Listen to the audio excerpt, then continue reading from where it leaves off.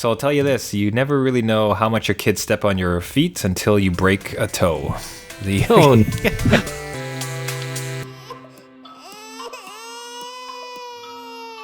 The adult beverages are poured, the kids are asleep. Welcome to New Dad Gaming.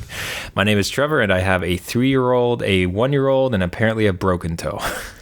wow. Okay, I have an 8-year-old and a 5-year-old. My name's Jeff. I have all my toes. I don't know. And I broke it kicking a high chair is the worst part too.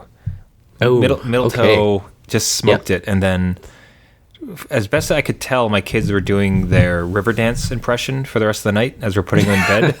And just every chance they had stomping on the damn thing. Like I was in so much pain.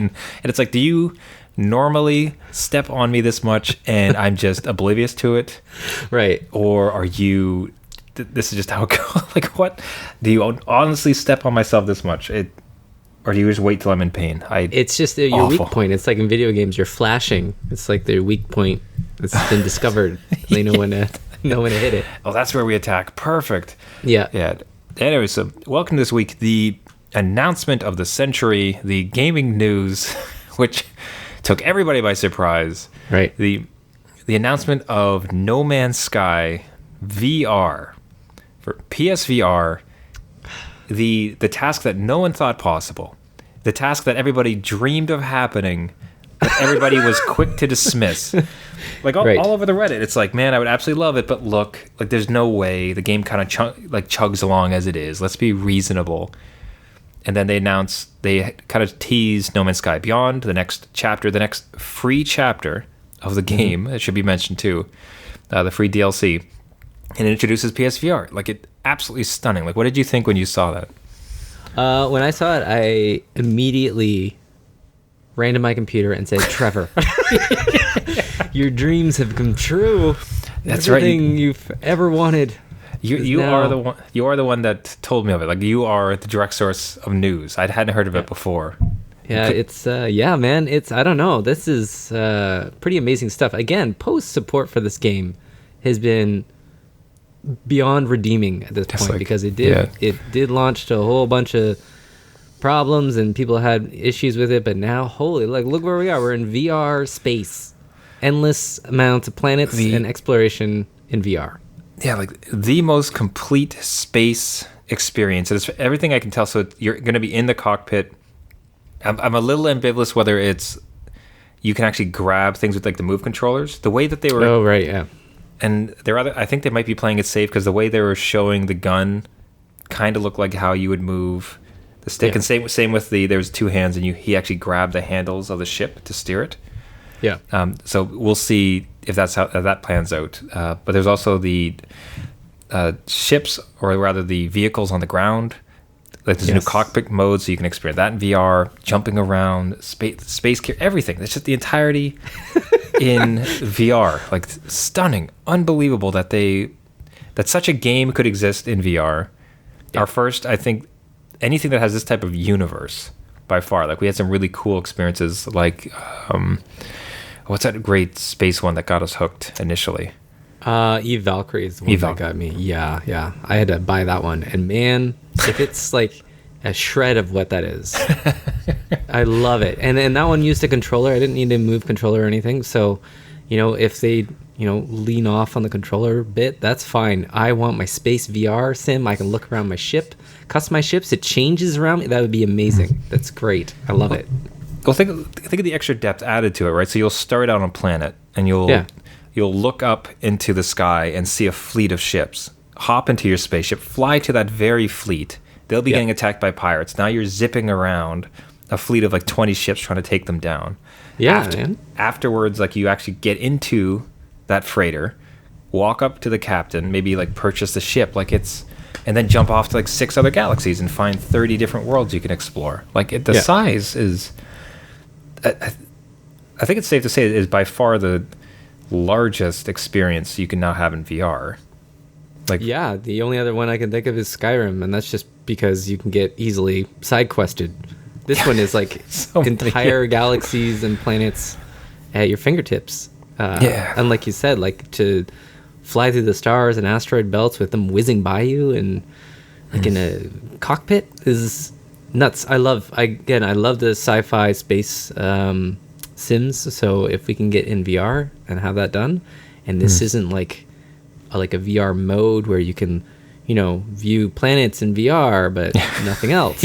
But it seems legit. Yeah. They would never be caught lying again. I think they learned the lesson the first time. So this is great stuff. I am pumped, and I haven't been back in it for a while. So this, I think, will drive me more towards it. So that was kind of that honestly was my next question, because the thing I was wondering about was if the one thing I noticed immediately online is everybody with PS, especially in the PSVR subreddit, like upon this announcement, they were running to GameStops everywhere and picking up these like $10 copies of No Man's Sky, which now includes like what must be 30 gigs worth of updates, and having I think this will be the 4th free update. So for $10, that's what I mean. Like, it's not even I would get a secondhand copy because it's still $80 online PSN here. But I remember picking up mine for $20 when the first big update came out, and I got it from some guy who was selling it. It was like a guy. Facebook Marketplace thing. I don't know. He was probably like 16 years old or whatever. And I got it from him, and now it's like paid its weight in gold kind of thing. Like it never stops giving. It's great.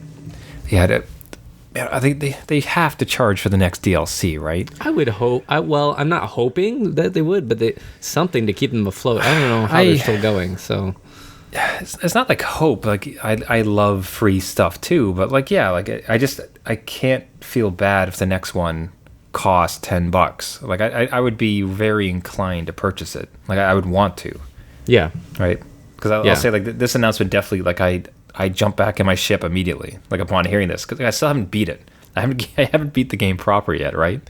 Yeah, like, I don't know where they go from here. Like I have not. No, I have. Okay. I stopped shortly, I think, after we played a game together. So I'm still like base stuff. I think I actually tried to construct a base and failed horribly. Yeah. But again, in VR, constructing my own base and living in it in VR, kind of like again, it's that indoor environment. You got the spaceship environment, planet environments. Like, I don't know how they did it. Yeah, farming, building, like the buildings, mining, subterranean. Like it has the underwater. The whole last thing was completely underwater, so that it could be ocean planets. Like there's so many games included in this game now. That's all just in VR. It's like Job Simulator, except fully blown out space version. Yeah, which congrats to them to again support this and get over the tech. There must be some sort of technical hurdles with this. Like I can't imagine, like you said, it kind of is a little bit jittery on a base PS4 regular. So what magic are they doing to some of this stuff? It's just like I imagine it'll be down, like it'll be down-resed a little bit, so it's not going to be completely the crispest thing in the world. Yeah, I'm down with that. Like I think some of the stuttering would certainly be odd in VR. Like if you're moving your headset and that judders. Now if it's stuff like that kind of fills in whatever, that's just kind of gaming. Not much of a big deal. I think they have to though, right? Like Sony's like adamant on certain things, otherwise you'll get nausea like up the wazoo. That's right. So I'm sure it'll be silky smooth, and that art style kind of lends itself to something that's kind of down-resed. I wouldn't have a problem with it. I'd say crank your rate down, make it super smooth. Yeah. Like seeing little speckles on the tree is not gonna ruin my space dream. It's gonna be great. Take away the bloom. Yeah, let's go. Let's give me my ship. We can meet online in VR. Trevor, this is amazing. We don't even have to be near each other. We can just meet up in space. Oh, finally. we don't have to deal with all this meat space nonsense. No. But that is a great point. Do you think they're going to include multiplayer? Is that is that a stretch? Like that sounds like a bit much. On top of everything else, also multiplayer? Like 2 VR guys stomping around? I don't know. Like I don't know the back end of things. Like I imagine that universe would have to exist somehow if you're discovering planets. It is always online, right? Like you have to eventually check in, or no? I don't know if there's a No, there's no offline. You can't, like, I think there's some things with you can't register planets, like you can't claim them. Yeah. But that's it. Otherwise, like, it's totally offline. Like I've played it at my parents' place, which is a desolate cottage next to a lake. Desolate is not Gotcha. the right word. Okay. It is a remote cottage without internet connection. So, no, you can definitely do it off. Man, a full offline one too. Yeah. Yeah, This is well. exciting. We're doing it. We're going to space. It happened. Yeah. Yeah, I would never have imagined it. I was holding. It's funny. I guess I'd almost held out more hope for Elite Dangerous than I did for No Man's Sky for some reason. Just because it seemed amongst like Elite Dangerous, it just feels tighter as an experience. There's like 7 things you can kind of do, Right. As opposed to Elite Dangerous, which is just No Man's Sky, which is Everything. yeah, And you can deform the land and all sorts of crazy stuff. Deform, animal- build, yeah, whatever. animals like. Oh, man, awesome. So, You saw online just went absolutely nuts for it, and deservedly so. This developer, like this has to be one of the gaming stories of man. I'm trying to find the right timeline. I was about to say lifetime. It's like, okay, that's being that's a little bit of hyperbole. In recent memory, like I think the only other one I can think of Final Fantasy 14 was a big redemption story where they completely blew up the world and redid it. But that was about 5-6 years ago now. So this is almost along those lines where they're completely redoing everything and grabbing people. Like people are running out to get it. Yeah, so I think that had to be the Gaming Dad tip of the week. Is especially if you have a PSVR headset, is get to your nearest GameStop. They probably have like 5 copies. It's probably like $10. Yeah, Grab it. spend it now. Yeah. With all these updates, and especially if you have the PS, even if you don't like the game necessarily, like just so you could hop into the spaceship a little bit, I think it could be a showpiece. I think for anybody that comes over for your PSVR headset. Oh, It's for like sure, and hop in the even ship. for kids to hop around in. Yeah. Again, it's a good kid game just to kind of explore. There's not too much in it, so Man. go nuts on colorful planets. So coming this summer, obviously like we're gonna be all over this, so I can't wait to give some impressions. But Yeah. man, such a happy story. Stay tuned. Yeah, take vacation. We're gonna hop in. It's gonna be New Dads will be off for a few weeks, but Yeah, that's right. So we touched upon Elite Dangerous, and to tease it out a bit, you've had some sort of experience with Elite Dangerous. I'm really excited to talk about that, but we're going to get to that in a little bit, because first we need to speak about the Gaming Dad Victory of the Week. So each week we feature an exceptional gaming dad, and often their kids, who are doing fatherhood and gaming so well. So this week's victory goes to Gaming Dad Manchild1116, who made his son leap for joy by leaping from one console generation to the next. So Jeff, why don't you walk us through the photo? Okay, well, we have what looks like a brand new Switch with 2 essential games. We have Zelda Breath of the Wild and Super Mario Odyssey, which I will completely recommend both those games for any adult, child, or man-child. And if this was a surprise gift to his kid, this is a great story and definitely a new dad gaming victory. Yeah, that so I can remember, and I'd be curious if you had the same type of story, but there's definitely times like my parents had bought me some consoles. I think the most notable one was a PS1, not mini, but it's when it's like the little white version. Thing. Yep. Yeah, like, and that blew me away. Like I'll remember that forever. Like that was like just unbelievable that they had done that. So I was so excited for that. But the ability now is like us as gaming dads to be able to understand how impactful buying a console is. Yes. And particular to this story, so this his kid had been enjoying an Xbox 360, which it's still a great console. Like it's very solid. Like it's a lot of fun. But to have that leap from an Xbox 360, and gaming dad buys it, walks in, gets to gift it to the son, and just seeing that, like, just sending him over the moon on it. Did you have a console experience from your parents? Yeah, for my parents, it was the N64, Nintendo 64, Christmas Day. I unwrapped that thing, and Nice. I think I was playing Star Wars, Empire at War for like the next 2-3 weeks straight. It was amazing. It was something again I will like share with them. It was the highlight. I can remember it like yesterday. Me and my brother were ecstatic. They even got 2 controllers, so perfect. Like everything worked well, and having that highlight again, like you said. My kids, when they turn 5, it's kind of like a rite of passage. They get a 3DS. So when I gave it to my first son, you can see that kind of light up thing. Like you can automatically connect with that. So I've had that in both my kids.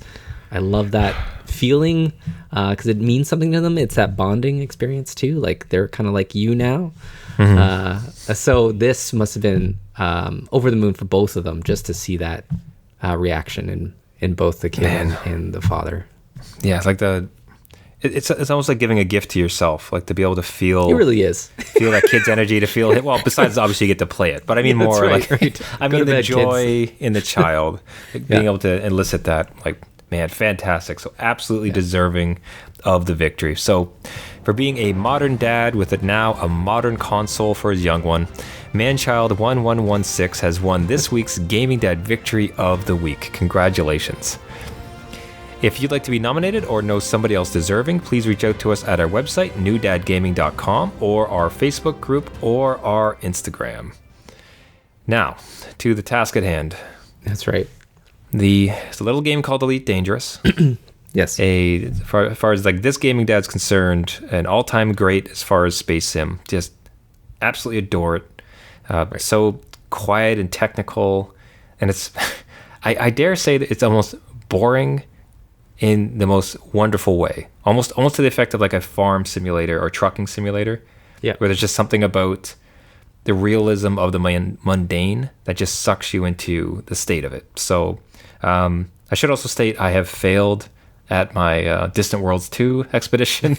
I did not make it. I got sidetracked by a bunch of personal dad things, could not get back on track, and it was going to be like something like 4 hours straight to like possibly catch up, and it's just I can't do it. So not gonna happen. A valiant effort was made. Probably done. However, enough about this. Wasn't about.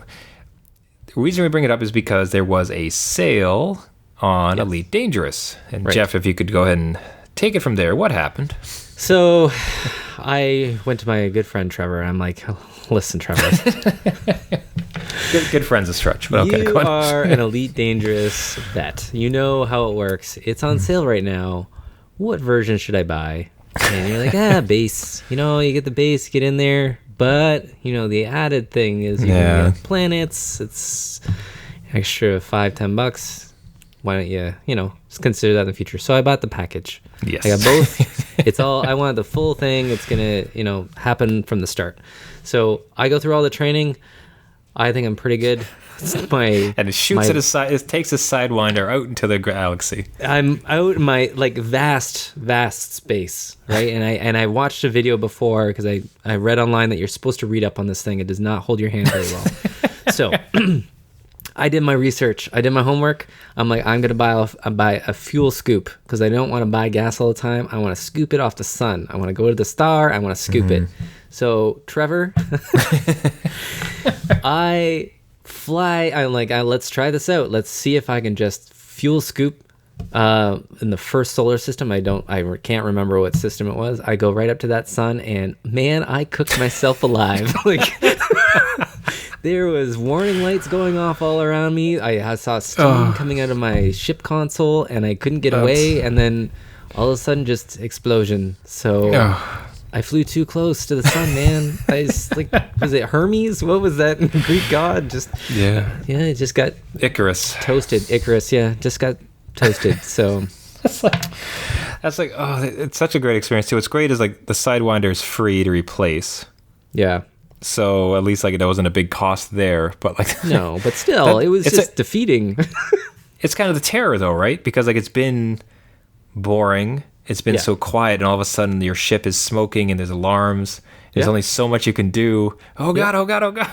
I was like, I remember in training you can control all the energy, so you can shut off life support and all your weapons to gain more energy to boost stuff. So I'm like pressing all these things, trying to get the temperature down, and my ship's not going anywhere. And I'm pretty sure I was being sucked into the sun. So yeah, at least I wasn't carrying any cargo or anything, or people, God forbid.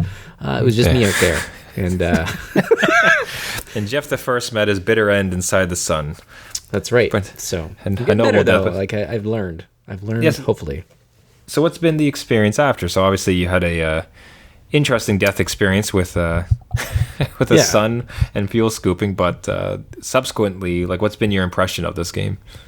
It's like you said, it's pretty much Zen. Like in space, you can't hear screams and no one can hear you scream. So you're out there on your own. The only thing I am worried right now, to be honest, is fuel, because I'm like whipping around stuff. I'm like, oh god, like I've heard stories about being stranded and getting fuel rats or whoever to come out and help you. So I'm usually pretty aware of that. That's probably my only stressor, but it seems to be okay.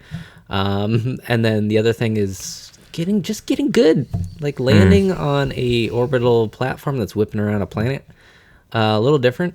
I haven't landed on a planet yet. I haven't tried that. We'll see the next episode if I smash myself into a planet. But it's pretty cool. Like again, it's as chill as you want it to be. Like you can just hop around, not do anything, or take on like little missions, or go all out and start fights with people. But yeah, it's like you said, it's kind of like you make your own difficulty along the way. I will say some parts are like a little bit confusing. You do have to read up on some things. I think I accepted a mission I can't get to. I can't get to the system like at all because my drive is too small. So I still have that on my board. There's no like fines or anything for not completing it. It's kind of like The Witcher, where I just accumulate all these little side quests. So it's all good. I think it's a pretty chill game. I do recommend it in like kind of like off-peak game time. Yeah, so. Off-peak. That's a great way to say it too, because it's just a great little space sim. I've described it a lot. I think one of the marquee moments of it that kind of well defines the game is when you're landing. Mm-hmm. Right? Like. What was your impression of it? So, like, walk me through one of your first landings when you come to a station and you have to land. Like, so again, going through training, it's pretty cool that you do, because when you mentioned it, you approach a station, you have to call it in. You basically have to say, "Hey, look, I want to land, and give me a spot." And I'm like, "Oh man, really?" Like, you have to go through this whole like techno mumbo, but it is pretty cool. Like, you call ahead, they're like, "Yeah, okay, landing pad, whatever, 6." I eventually come in for a landing, which does take a long time, but it's pretty easy to maneuver. Like it's 0G and stuff. You can, I don't know, hover and get it right. Mm-hmm. But when it grabs you and then like spins you around and then you're kind of like in the station and you can go further down and like customize your ship and stuff. I'm like, okay, this would be super cool in VR. I'm not going to mention VR because I'm like, it would blow my socks off. But even on a flat screen, like the detail of all that is pretty cool. Like even launching out of it, it like tilts you up and stuff, like, and fires you away. So it's just, everything has a response. And I think that's one of the reviews I read too, is everything you do has a audio or physical response to it. So like there's a lot of beeps and clicks going off, but it's like everything you're doing has that, which is neat. It like adds to that experience. So I'm all on board, at least for now, until we get into VR No Man's Sky. But maybe they exist at the same time. Who knows? Yeah, I just wonder if you could... So as best I understand it, it's an actual mapping, a relatively accurate map of our galaxy, of our actual galaxy. So these are like actual... I've seen some stars there that I used to try to get with my telescope. So I'm trying to go to Arcturus. I was kind of curious about, like, if you could get your kid into this game, it'd be a bit of a hard sell against Fortnite as far as Twitch excitement, like... super hyper popular. But I mean, if you could get a kid to enjoy this game, like firstly just like how calm it is, like that's kind of a nice change of pace, but then the fact that it's actual stars, like it's got some type of, I want to be careful, I don't want to say like science backing, but like there's some degree of realism that then portrays space exploration to like kind of excite them about it, right? So like if you can imagine getting your kid to play an hour of this space sim that's trying to recreate some of the realities, quote unquote, of space travel, as opposed to Fortnite. Like, could you possibly get your kid to play this game though? Forget the learning curve for a bit. Like, Yeah. Let's say they're a little older and they're able to handle it. Do you think like you could get them to play, like interest in it? Yeah, I think my 8-year-old probably would. I was playing in front of them, and my 5-year-old wasn't having it. He wanted to play Knack, out of all things. Yeah. But my 8-year-old was kind of cool. He was into it, just because I think he's more into space and science as well. So that kind of like hits the right mark in terms of what he likes. And he was even pointing out there's that 3D system map, which then you realize not everything is on the same plane. It's like this one big bubble of space. So even him seeing that was kind of, I don't know, blew his mind a little bit, how things didn't exist on you look up and you see all the stars, but they're at different 3D distances. So I think I could get him into it if, he's with me, like my co-pilot kind of thing. He totally be down for that. So, and seeing a sun up close, like, again, I didn't crash into the star when I was with him, but having it light up your TV screen and having it like massive, like this is what it could look like to a little ship like you, it kind of puts it in perspective as well. So I think it's a really cool game to get into that is, a break from, action Fortnite. I know with I don't know how it works on console. So I play it on PC personally. I don't know how it works on console with local multiplayer. I don't think it has it. Because I don't think so. Especially, so you couldn't do it with ships. Because I just mean that the one mode that they introduced was wings, and more specifically co-piloting. Okay. So on some of the bigger ships, you can bring on people to help you manage some of the things with your huge ship. You can also have them take over fighter ships. So if you're a huge ship, you can have these like little TIE fighter type things basically that you can then shove into. So it's either you yourself can jump in, auto fight everybody. I'm going to jump into a tiny ship and like try to wreck somebody. Or you can have like somebody who's joined up to help steer your ship do that for you. So that's cool. Man, the father-kid potential of that, where it's just like the two of you are piloting this like massive vessel across like what is kind of like the known galaxy, getting into a little bit of fighting off some pirates, getting into some bounty hunting, like performing some like exploration missions. Like it could be pretty sweet. Although again, that take two consoles, two versions of the game. But I thought you were gonna say 2 years of his life, just 2 years. Heavy training, like talking courses and everything else. Like by far, pilot school. Yeah. Man, that is stunning. I'm really excited that you got in. I still recommend it besides, unfortunately, the time sync is a little bit difficult with dad's schedules, but besides that. It is a little bit, but again, for, $10-20 and you're off flying in this huge galaxy that you can chill out to. Once in a while. It is dads in space this week, man. That's right, man. I'm all for it.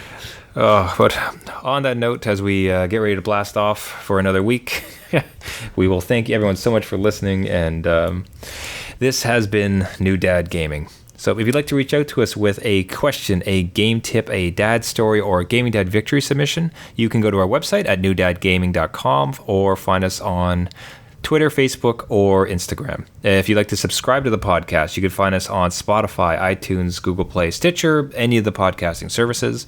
If you like the show, we would really appreciate a like, a review, and most importantly, a share, as we're trying to reach as many space dads as possible. Until next time, my name is Trevor, and I have a 3-year-old, a 1-year-old, and some PSVR No Man's Sky dreaming. And I'm Star-Lord, Jeff. And I have an 8-year-old and a 5-year-old. All right, well, we'll see you next week. See ya.